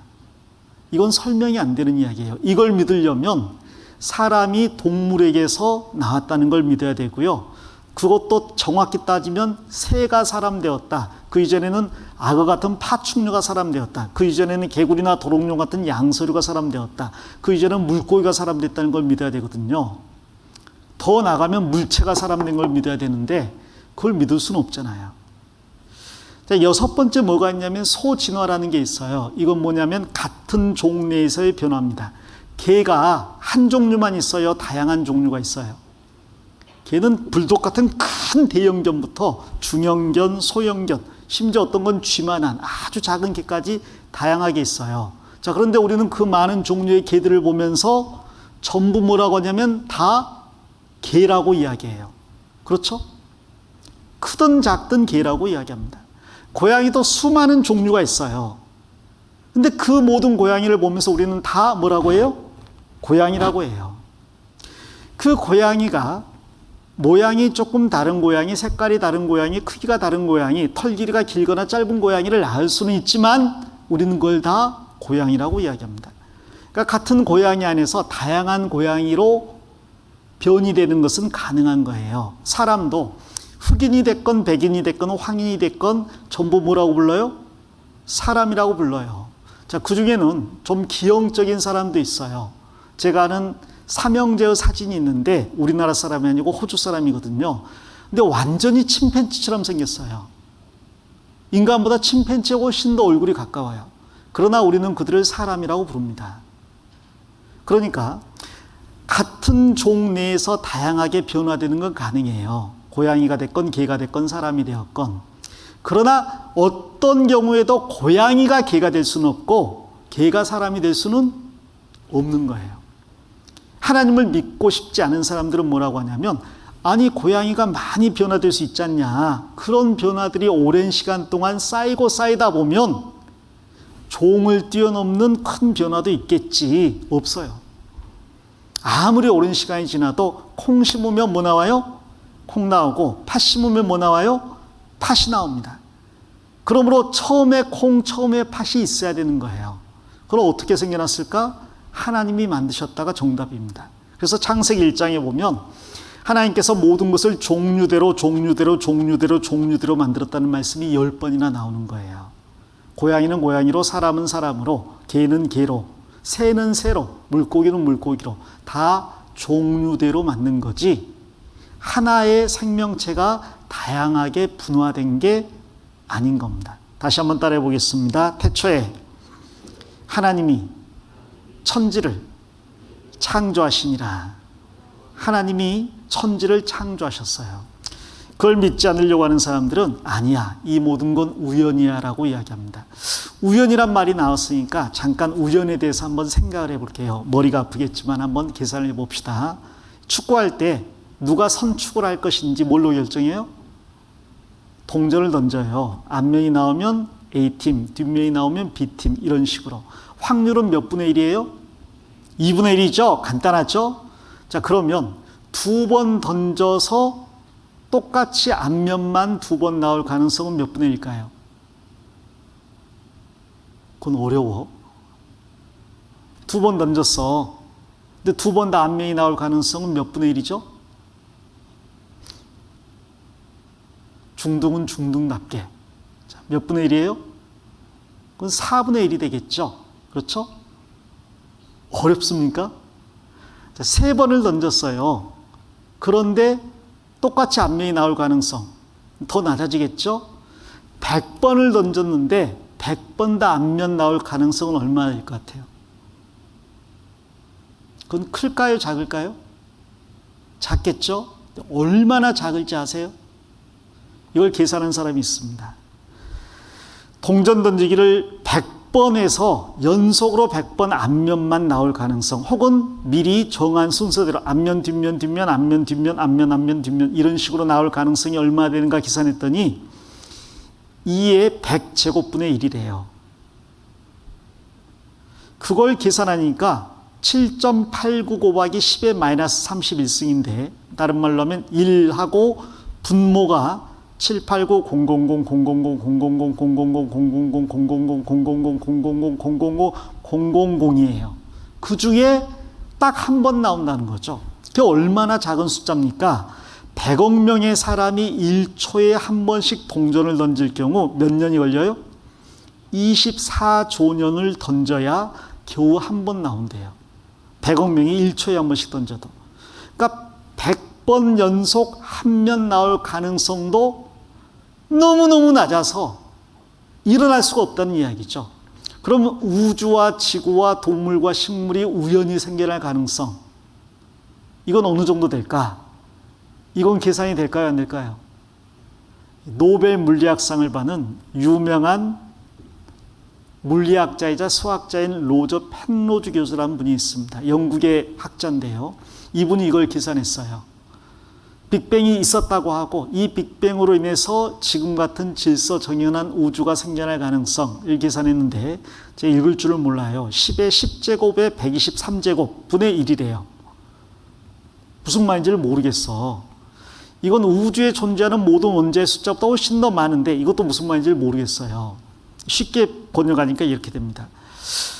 지금 현재 전 세계에 있는 모든 도시들이 핵폭발이 생겨가지고 파편들이 날아갔다가 떨어졌는데 서울에 있는 모든 빌딩이 착착착 세워지고 뉴욕, 런던, 전 지구에 있는 모든 도시들이 세워질 가능성보다 더 낮대요. 폭탄으로 지금 현재의 대도시들이 만들어질 가능성보다 더 낮답니다. 그러니까 이런 일은 있을 수가 없다는 거예요. 실제로 이 로저 펜로즈 교수는 뭐라고 하냐면 빅뱅으로 지금의 우주가 만들어질 가능성이 너무 낮기 때문에요. 빅뱅 이전에 또 빅뱅이 있었고 그 전에 또 있었고 또 있었고 또 있었을 것이다. 엄청나게 많은 빅뱅들이 있다가 어쩌다가 딱 운 좋게 우리 시대 때 우리가 지금 생겨나게 됐을 것이다. 왜? 그런 것 아니면 설명을 못해요. 혹은 멀티버스를 이야기합니다. 우주가 한 개가 아니라 무한히 많은데 그 많은 우주 중에 우리 우주가 있고 그 중에 지구가 있고 우리가 운 좋게 살고 있는 것이다. 그거 아니면 설명을 못하거든요. 자, 그런데 그게 불가능하잖아요. 성경은 뭐라고 합니까? 같이 읽어보겠습니다. 집마다 지은 이가 있으니 만물을 지으신 이는 하나님이시라. 집은 지은 사람이 있어야 되는 것처럼 우주라는 말이 큰 집 우자에 큰 집 주자, 즉 큰 집이란 말인데 그렇다면 이 우주도 지은 분이 계셔야 되지 않느냐. 그분이 하나님이시다. 그게 더 맞는 말인 거죠. 여기 히브리서 3장 4절 말씀대로 이 집들은 다 지은 사람이 있어요. 짓는 걸 보지 못했다 할지라도 지어진 집을 보면 이건 누군가 지었다라고 알게 됩니다. 이 집들 지은 사람이 있어요. 그리고 도시 개발과에서 집을 지을 때 벽 색깔을 이렇게 칠해라고 허가를 내줘야만 지을 수가 있는 겁니다. 자, 그러면 어려운 문제를 내볼게요. 여기 바닷가에 모래성이 있는데 모래성은 지은 사람이 있을까요? 지구가 생긴 이래 수천조 번 파도가 쳤을 거 아니에요. 그 파도가 쳐서 우연히 만들어졌을까요?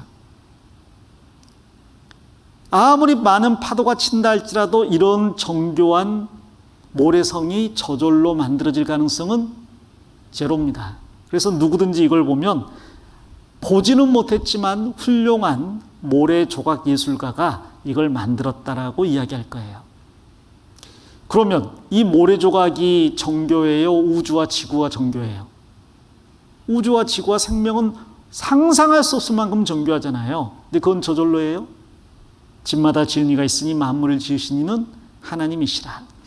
피라미드가 있는데요. 두 여행객이 여행을 가다가 논쟁을 합니다. 이 주변엔 사람이 없는데 어떻게 저런 거대한 건축물이 생겨났을까? 모래 폭풍이 불어서 저걸 만들었구나 라고 한 사람이 주장해요.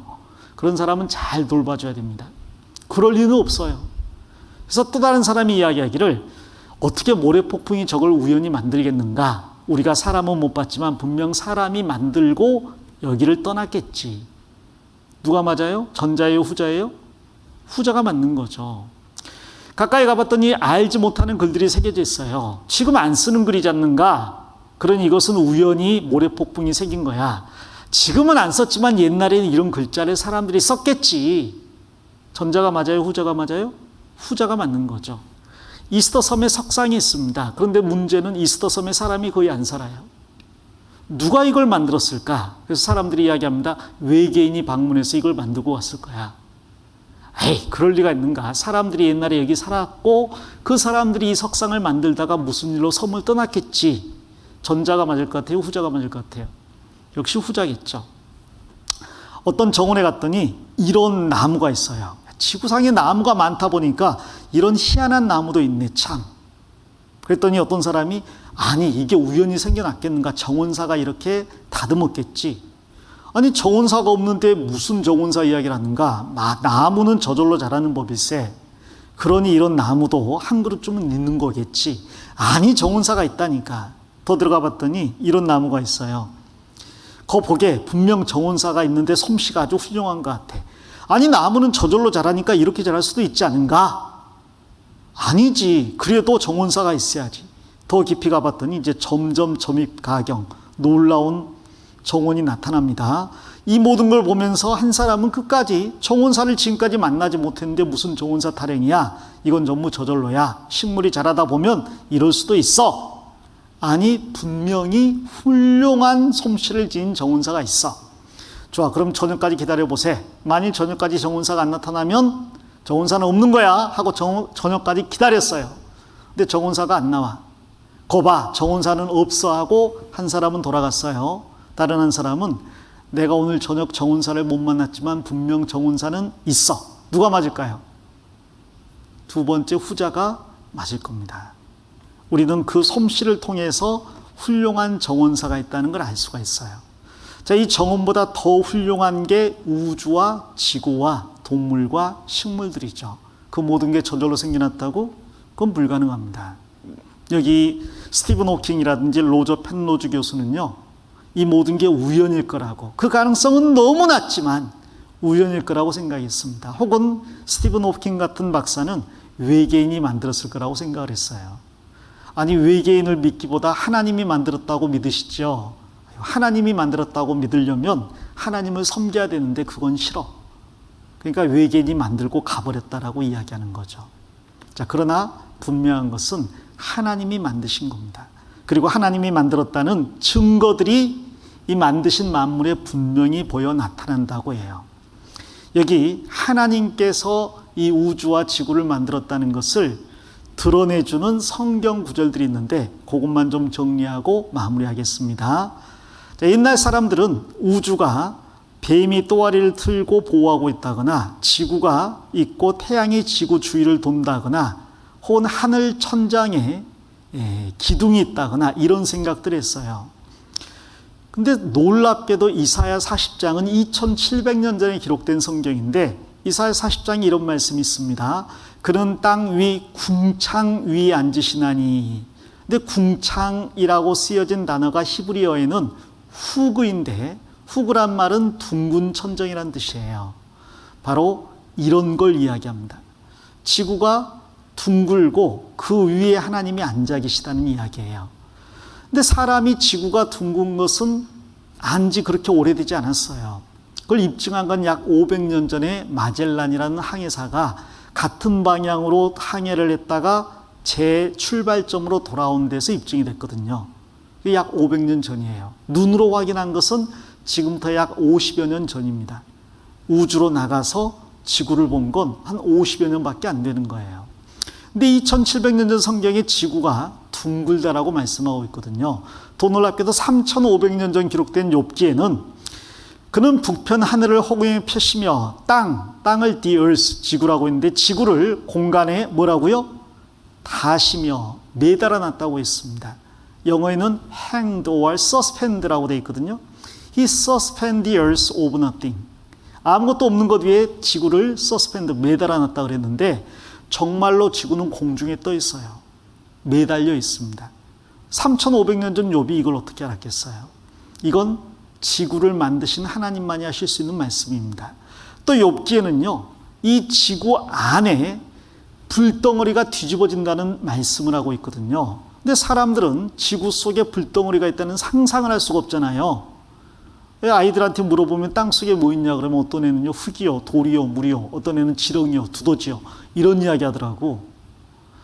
근데 땅 속에 불이 있다 그러면 사람들이 믿기가 어려워요. 어떻게 땅 속에 불이 탑니까? 흙으로 불을 덮어버리면 불이 꺼져버리잖아요. 어르신들도 그걸 믿지 않더라고요. 근데 우리 시대 때 과학자들이 지진파를 통해 알아보니까 땅 속에는 이런 내핵이 있고 외핵이 있고 멘틀층이 있어요. 이 내핵은 7000도가 넘는데 아주 무거운 금속으로 되어 있거든요. 이게 땅 속에서 돌아요. 지구가 자전하는 방향과 반대 방향으로. 그래서 지구가 거대한 자석이 돼서 N극, 북극과 S극, 남극이 있습니다. 그리고 그 자석에서 자기장이 나와서 태양에서는 태양풍을 튕겨내주고 철새들로 하여금 방향을 잡게 해줍니다. 이 멘틀층은요, 이 불이 펑펑 뒤집어지는 곳인데 성경 욥기가 그것을 정확하게 이야기하고 있는 거죠. 지하는 불로 뒤집는 것 같고.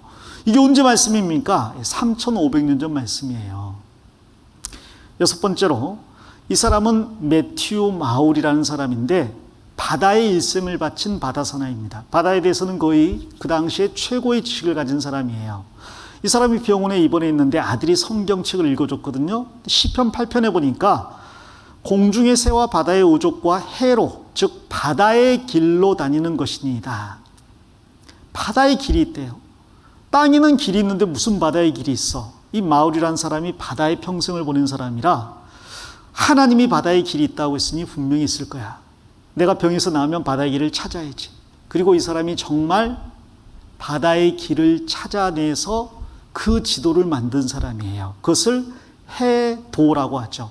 지도가 아니라 해도를 만든 사람이에요. 이 해도에 있는 길을 따라서 배가 항행을 할 때 기름도 아끼고 훨씬 더 안전하게 갈 수 있는 겁니다. 그래서 미국 가면 이 마우리의 동상이 있는데요. 그 동상에 보면 오른손에는 콤파스와 자를 가지고 있고 왼손에는 자기가 그린 해도가 있고요. 그 아래에는 성경책이 이렇게 놓여 있는 거예요. 성경을 통해 해도를 그리게 되었으니까. 우리 학생들이 좋아하는 공룡 있죠. 이 공룡은 인간과 함께 살았던 적이 없다고 진화론자들이 이야기합니다. 왜냐하면 공룡은 약 6,500만 년 전에 전성기를 맞이했고 인간은 현생 인류가 한 3만 년 전이나 등장했거든요. 길게 잡아도 100만 년을 안 넘어요. 그러니까 공룡과 인간은 만난 적이 결코 없다고 이야기합니다. 근데 성경 욥기에는 공룡에 관한 정확한 묘사가 40장, 41장에 나와 있거든요. 그 공룡에 대해서 육지 공룡을 이야기할 때 백향목같이 큰 나무 같은 꼬리를 가진, 그리고 놋관 같은 뼈를 가진, 그리고 철장 같은 갈비뼈를 가진 하마가 있대요. 하마는 꼬리가 파리채만한데 백향목, 즉 가장 큰 나무 같은 꼬리를 가진 동물이 있대요. 그 원어가 베헤무스인데 그걸 하마라고 번역했어요. 베헤무스는 원래 무슨 뜻이냐? 큰 괴물이란 뜻이에요. 이 욥기에 나와 있는 이 동물에 대한 묘사를 쭉 읽어보고 사람들이 뭐라고 하냐면, 이것은 틀림없이 브론토사우루스나 브라키오사우루스 같은 그 공룡을 이야기하는 것이다 라고 이야기합니다. 이 공룡학자들이 하는 이야기예요. 정확하게 그 공룡에 대해서 표현을 했거든요. 또 횃불이 나오는 입과 강한 이빨로 칼과 창, 작사를 비우는 악어가 있다 그랬어요. 악어가 있는데 이 악어가 얼마나 큰지 사람들이 칼이나 창이나 작사를 던져도 마치 지푸라기처럼 여긴대요. 게다가 입에서 불이 뿜어져 나온답니다. 근데 불이 뿜어져 나오는 이런 거대한 악어가 지구상에 없잖아요. 악어가 원어에 보니까 리워야단인데 바다의 큰 괴물 이런 뜻이에요. 그래서 분명히 물뭇 동물, 물뭇 공룡인데 불을 뿜는 그런 공룡이 있었고 그걸 인간이 보고 기록한 거라고 이야기합니다. 실제로 많은 그림이나 자료들을 보면 인간과 공룡이 같은 시대에 살았다는 게 여러 가지로 입증이 돼요. 예를 들어서 이 자료들을 보면 여기 사람이 만든 그런 조각이잖아요. 부조잖아요. 근데 여기 가운데 두 마리의 뭐처럼 보여요? 목이 긴 뭐처럼 보여요? 공룡이에요. 이걸 안 보고 이렇게 그리기는 어렵습니다. 근데 이게 이제 이집트에서 그려진 그림인데 여기에도 이런 목이 긴 공룡에 관한 모습들이 나오죠. 상상으로 그렸다고 생각하기 어려워요. 이집트에는 그런 공룡의 그림이 다른 많은 포유류의 그림과 함께 나옵니다. 사자가 있고 또 다른 딱정벌레 같은 게 있는데 공룡도 뱀도 같이 있는 거죠. 하나님이 6일째에 창조한 거예요. 그리고 이것은 이제 프랑스 루브르 박물관에 있는 건데 여기에도 목이 긴 공룡의 모습이 나오죠. 여기에도 나오죠. 그리고 역사학자 헤로도투스는 뱀의 머리를 가진 털없는 큰 새를 보았다고 자기 책에 기록을 했는데 아마 이런 익룡을 본 게 아닌가 싶다고 이야기합니다. 또 이건 페르시아의 왕들인데 옆에 지금은 존재하지 않는 이상한 동물을 끼고 있어요. 지금 애완용 개를 기르는데 혹은 큰 사람은 사자나 호랑이를 기르는데 이 페르시아 왕은 자신의 영화를 자랑하기 위해서 큰 사자뿐 아니라 공룡들을 자신들이 길렀고 사육했다고 이렇게 표시를 한 겁니다. 여기에도 그런 사자와 공룡의 그림들이 나오죠. 사자 그리고 공룡이 나옵니다. 이런 것들은 너무 많아요. 바이킹의 배 앞 모양도 공룡 모양이고요. 그리고 옛날 유럽의 기사들은 항상 기사가 되기 위해서 용과 싸운 다음에 공주를 구하죠. 그래서 자기의 용맹성을 입증하잖아요. 왜 용 이야기가 그렇게 많이 나올까? 실제로 그 당시에도 공룡이 분명히 살았기 때문이라고 이야기합니다. 그래서 이 성 스테판이라든지 기사들, 윌리엄이라든지 이런 사람들 자기들이 공룡과 싸워서 이겼다. 무용담들을 계속 이야기를 하는 거죠. 이건 지그프리드 북유럽의 전설적인 왕인데 이 사람도 공룡과 싸워서 그 피로 목욕을 해서 몸이 아주 그 철갑처럼 단단해졌다라고 신화에 나오거든요. 이런 것들이 나오는 걸 보면 분명히 공룡이 존재했던 게 사실입니다. 그리고 인간과 함께 살았다는 거죠. 이게 성경에 나와 있는 이야기예요. 네 번째로 사람 몸에서 제일 중요한 건 피예요. 그래서 지금 혈액 검사만 해도 이 사람의 건강을 알 수가 있죠. 근데 한 300년 전만 해도요, 그 사람들은 전혀 몰랐습니다. 그래서 미국의 초대 대통령이 워싱턴인데 몸이 아프니까 의사가 와서 몸에 나쁜 피가 있어 그런다고 피를 한 마리나 빼버렸어요. 몸이 좋아졌을까요? 더 안 좋아졌을까요? 당연히 더 안 좋아졌겠죠. 다음날 더 악화되니까 또 의사가 와서 피를 더 빼야겠다고 또 빼버렸습니다. 몸이 더 안 좋아졌겠죠. 다음날 의사가 와서 나쁜 피가 많은가 보다 더 뺐어요. 과다출혈로 죽었습니다. 그런데 그 워싱턴이 죽었을 때 머리 위에 성경이 있었거든요. 그리고 성경 레위기 17장에는 육체의 생명은 어디에 있다고요? 피에 있다는 말씀이 있죠. 이 말씀의 뜻을 정확히 알았다면, 그 피가 생명과 일체라 그랬잖아요. 정확히 알았다면 그 의사가 어리석은 행동을 하지 않았고 워싱턴은 더 오래 살았을 겁니다. 세 번째로, 성경에 이상한 말씀이 있는데, 이스라엘 백성들은 하나님의 백성이다. 그러므로 하나님의 백성이라는 표시로 남자아이는 태어나면 8일 만에 할례를 받으라 그랬습니다. 할례는 남자 성기의 끝을 덮고 있는 가죽을 벗겨내는 포경 수술이에요. 근데 8일째 하라 그랬거든요. 왜 하필 8일에 하라고 했을까? 아무튼 하나님이 명령하시니까 이스라엘 사람들은 지금도 아이가 태어나고 8일이 되면 병원에 가서가 아니라 자기 랍비들에게 가서 할례를 받게 해달라고 해요. 그럼 랍비가 이 할례를 합니다. 우리도 따지면 무면허 수술이에요. 이 제대로 꿰매지도 못하고 사실 꿰맬 필요도 없습니다. 참 놀라운 게 뭐냐면, 근데 그렇게 마취도 하지 않고 8일 만에 포경 수술하는데 붕대만 싸놓으면 금방 달라붙어 버려요. 살도 아물고 피도 나오지 않습니다. 그걸 몰랐다가 우리 시대 때 왜 그런지를 알았어요. 사람의 피가 굳기 위해서는 두 가지가 필요한데, 비타민 K와 프로트롬빈이라는 효소가 필요한데, 이 프로트롬빈과 비타민 K가 가장 많이 몸에서 나올 때가 평생 중에 태어나서 8일째래요. 그 이후로는 줄어든다는 거죠. 그래서 8일째에 할례를 하나님이 받으라고 하신 겁니다. 두 번째로, 지금부터 약 150년 전만 해도요, 여자들이 산부인과 가기를 굉장히 두려워했는데, 산부인과 의사가 아이를 받기만 하면 그 산모는 굉장한 병에 걸려서 고통스럽게 죽었어요. 아이를 낳고 아이를 낳은 것 때문에 죽은 게 아니라 이상한 병에 걸려가지고 굉장히 고통스럽게 죽었거든요. 근데 간호사가 아이를 받으면 아이도 멀쩡하고 산모도 멀쩡한 거예요.